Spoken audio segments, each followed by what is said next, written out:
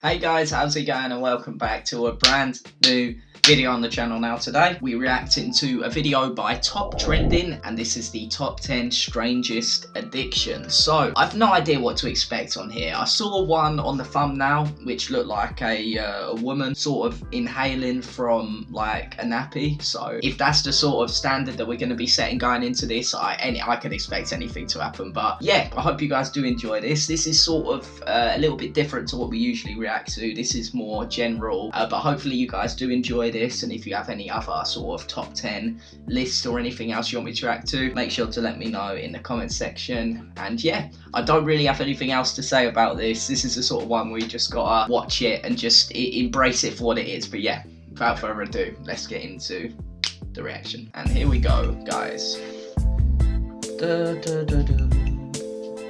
That's a beautiful looking bit of scenery there.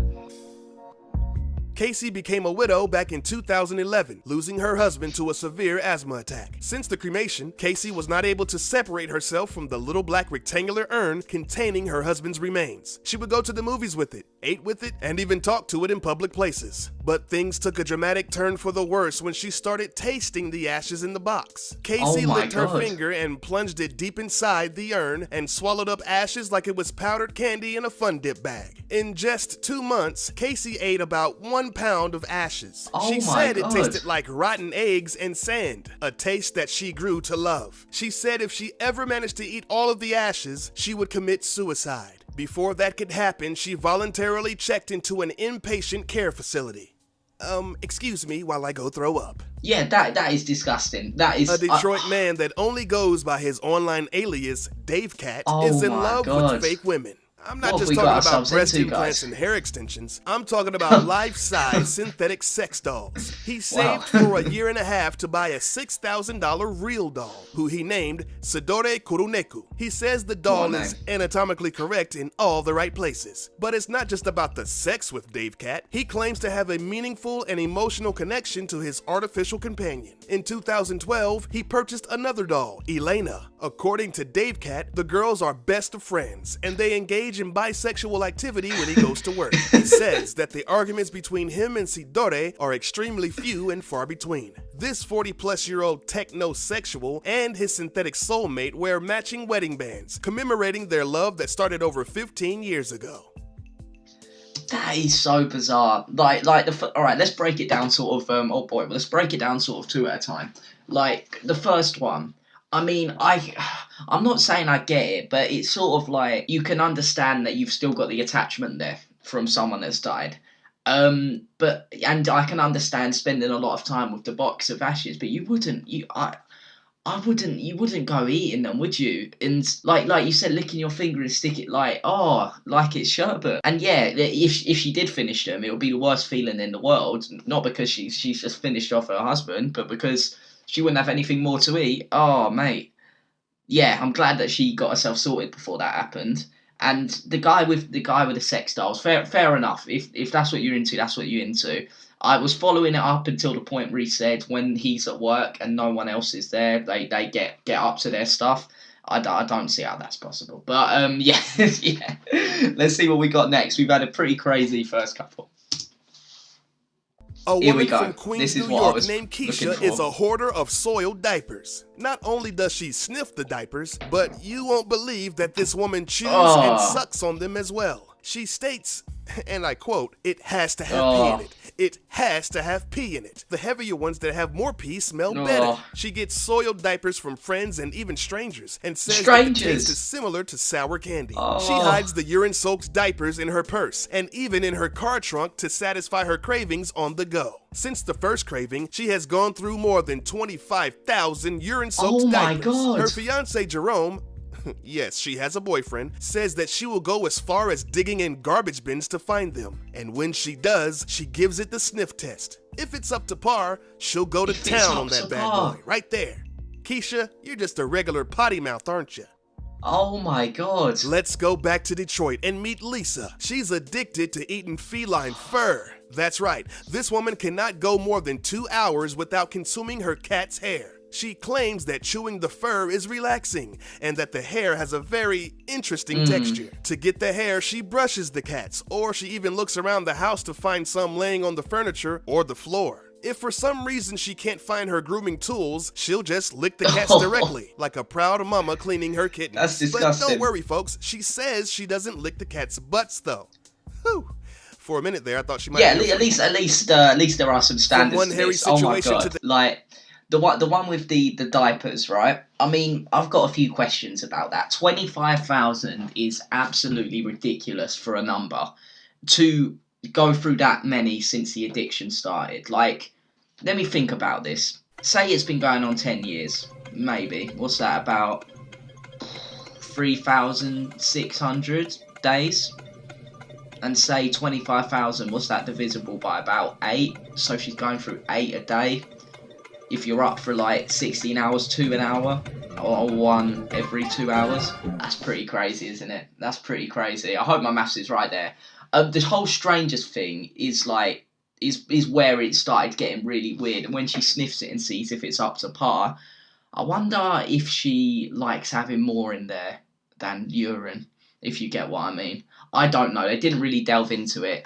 The cat hair, I mean, I can understand that one more than the diapers, because like eating your own hair, as weird as it sounds, it does have a fairly nice texture to it. Like, if I don't know if that's just me, but like it's not a horrible thing. But like cats, no, couldn't do it, especially not licking the cat directly. But yeah, let's keep it going, guys. That's 4. That is 4. Let's see what we got. Next, we come to Evan. This young man is addicted to pulling hair out of shower drains. He does this 3 times a week, and it claims that it reduces his stress levels and anxiety. Evan's favorite place to fish around in shower drains is at other people's houses, preferably in a place that he's never been before. He'll ask to be excused to the bathroom, where he hunts through cabinets and drawers to find suitable tools to fish out those filthy follicles. Once he hits the jackpot and pulls out a clump of slimy, wet hair strands, he's instantly relieved. But after about 3 to 5 seconds of playing with it in his hands, he's disgusted with himself and throws it in the trash. Boy, oh boy, do I love cheesy potatoes. But no one loves them more than Kelly. She was addicted to eating only cheesy potatoes for more than 30 plus years. According to her, it is the ultimate food because it's ooey, gooey, and yum yum yummy. She was traumatized at age 4 by a freaky ham and cheese puking incident. Ever since then, she's eaten nothing but cheesy potatoes for breakfast, lunch, and dinner every day. No way. She loves french fries drizzled in cheddar and Spud swimming in Swiss. She was so addicted to eating cheesy potatoes that even the sight of a vegetable literally brought her to tears. The smell of a Brussels sprout made her gag and cry like a toddler sniffing a sprig of asparagus. In the last couple of years, though, she made a conscious effort to eat healthier foods and losing weight. Good for you. Oh, well, at least she's on the mend.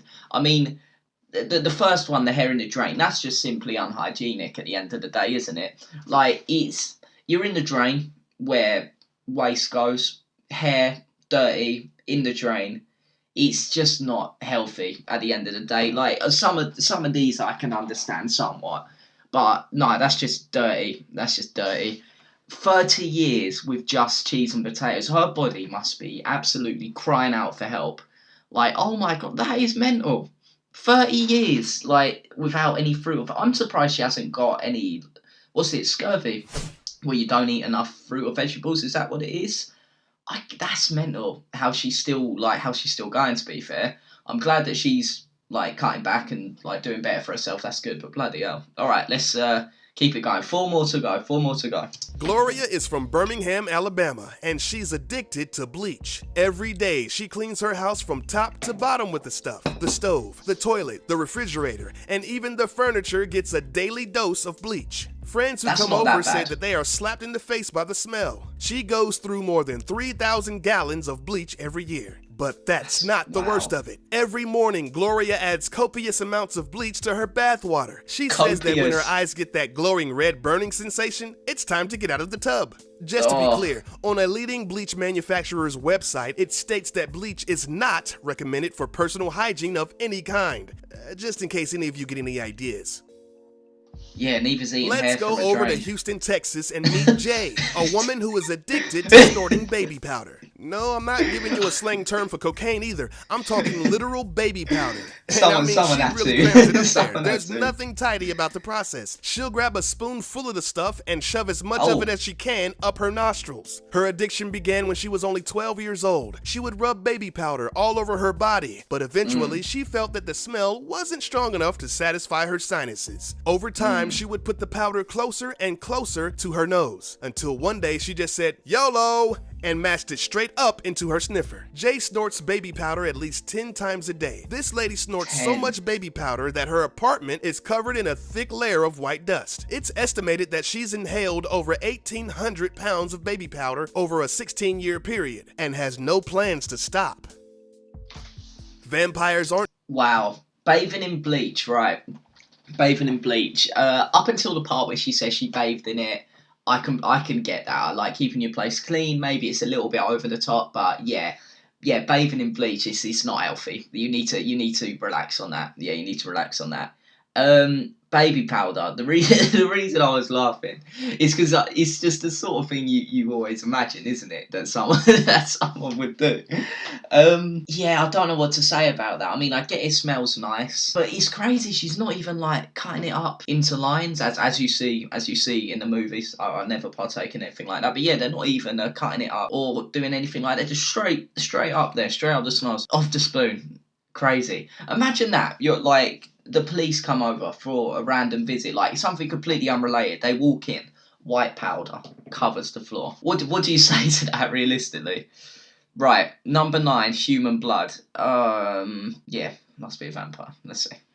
Just for your favorite premium shows on HBO. There's a strange woman out there right now that sucks blood out of necks, and her name is Julie. This Pennsylvania mother of 3 has been drinking blood for the last 30 plus years. Her fascination began with her first kiss, where she bit the dude so hard on the lip that he started bleeding. Ever since, she's been drinking blood of strangers to get that boost of energy and self-described youthful exuberance. She'll grab her black box of X-Acto blades and razors, and then slices into the neck or shoulder of her awaiting blood bank. When the blood starts to rush out, she laps it up or even sucks it straight out of the incisions. Julia's daughter Ariel, who disagrees with the activity, says that her mother is by definition a leech and a parasite. And surprise, surprise, hematologists around the world highly recommend that people do not drink human blood. Trina and Brian are a couple from St. Petersburg, Florida, who are addicted to coffee enemas. Trina is the worst of the two. Every day, up to 4 times a day, she sticks a long rubber hose in her butthole and pumps warm coffee into her colon. Brian says that you have to lube up the nozzle before inserting it into the rectum. Trina lays on the floor of the bathroom and reads a book or fills out a Sudoku puzzle while the magic elixir works wonders inside of her bowels. After 15 minutes of the caffeine colon cleanse, she rushes to the toilet and releases the murky mixture. Brian says you have to make a quick transition, otherwise little pieces of poo and coffee might hit the floor. Now that's what I call a crappuccino. Nice. I love how casual they were about it. Like, oh, yeah, you just sticks it up there while she's doing a Sudoku puzzle. Like, it's the most normal thing in the world. I guess to them it is. But, yeah, that's it, guys. That's number 10. What can I say about this? This was crazy. This was actually crazy. What was the worst one? Eating the human hair. Bathing in bleach, they're the most dangerous ones, I'd say. In terms of the one which I'd say is the least strange, I mean,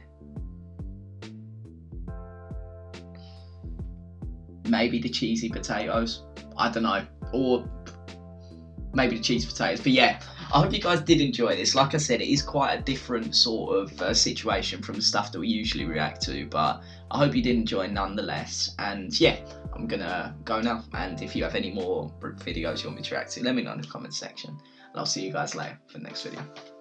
Peace.